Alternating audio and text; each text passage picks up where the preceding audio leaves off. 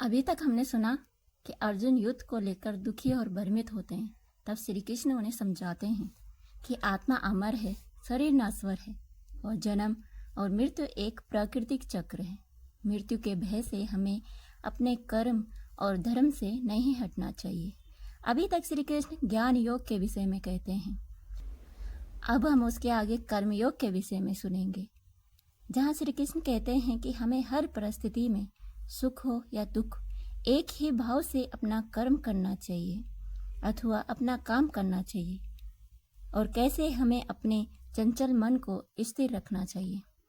तो आगे सुनते हैं। है पार्थ, यह बुद्धि तेरे लिए ज्ञान योग के विषय में कही गई और अब तू इसको कर्म योग के विषय में सुन।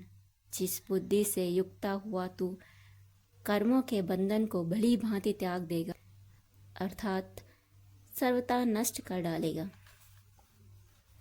इस कर्म योग में आरंभ का अर्थात बीज का नाश नहीं है और उल्टा फल रूप दोष भी नहीं है, बल्कि इस कर्म योग रूप धर्म का थोड़ा सा भी साधन जन्म मृत्यु रूप महान भय से रक्षा कर लेता है।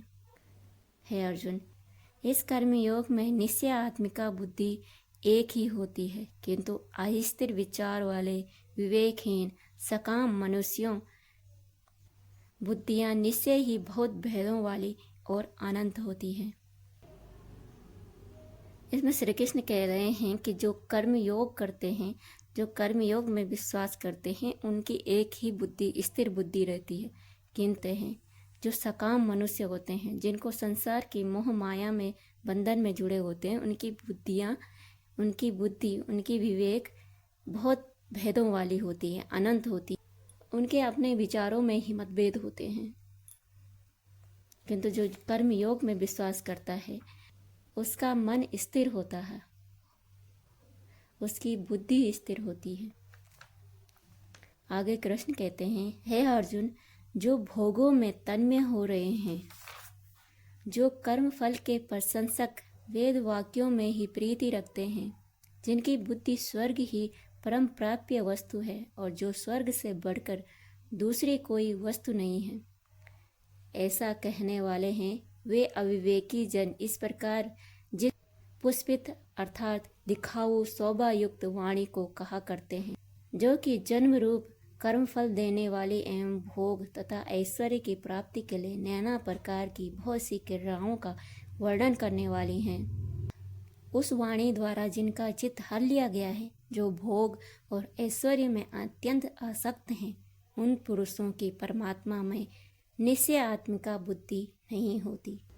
हे अर्जुन, वेद उपयुक्त प्रकार से तीनों गुणों के कार्य रूप समस्त भोगों एवं उनके साधनों का प्रतिपादन करने वाले हैं। इसलिए तू उन भोगों एवं उनके साधनों में आसक्तिहीन, हर्ष शोकादित द्वंद्वों से रहित नित्य वस्तु परमात्मा में स्थिर योग क्षेम को न चाहने वाला और स्वाधीन अंतःकरण वाला हो।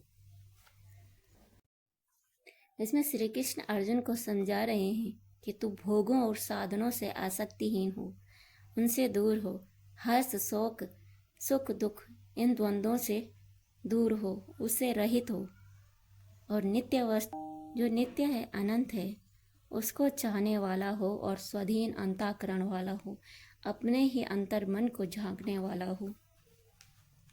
आगे श्री कृष्ण कहते हैं, सब ओर से परिपूर्ण जलाशय के प्राप्त हो जाने पर छोटे जलाशय में मनुष्य का जितना प्रयोजन रह जाता है, ब्रह्म को तत्व से जानने वाले ब्राह्मण का समस्त वेदों में उतना ही प्रयोजन रह जाता है।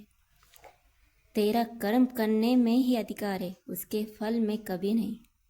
इसीलिए तू कर्मों के फल का हेतु मत हो तथा तेरी कर्म न करने में भी आसक्ति न हो। हे धनंजय, तू आसक्ति को त्याग कर तथा सिद्धि और असिद्धि में समान बुद्धि वाला होकर योग में स्थित हुआ कर्तव्य कर्मों को कर। समत्व ही योग कहलाता है।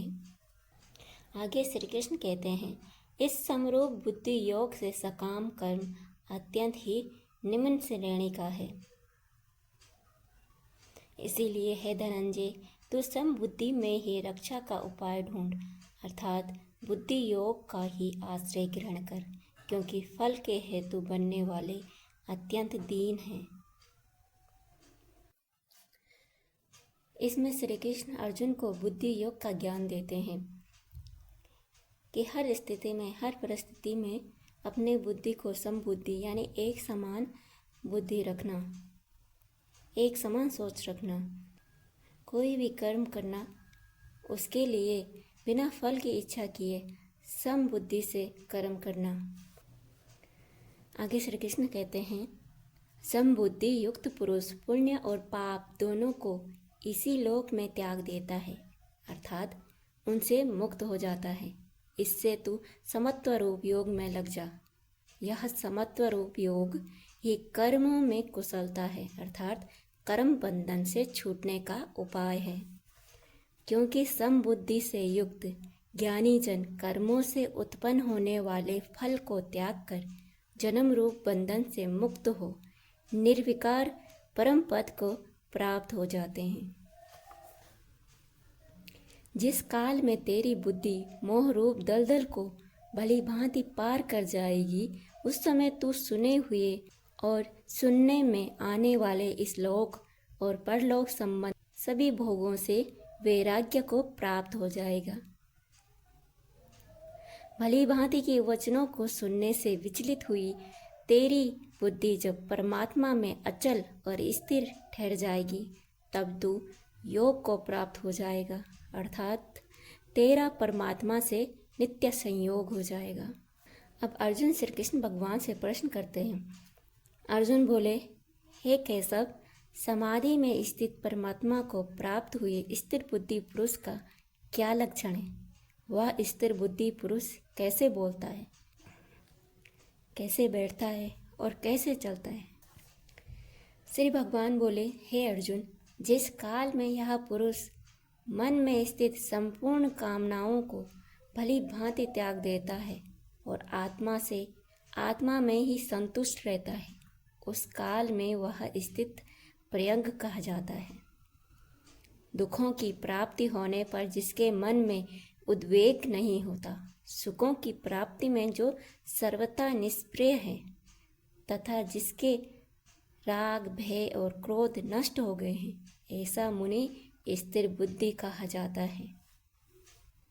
जो पुरुष सर्वत्र स्नेह रहित हुआ, उस शुभ या अशुभ वस्तु को प्राप्त होकर न प्रसन्न होता है न द्वेष करता है, उसकी बुद्धि स्थिर है।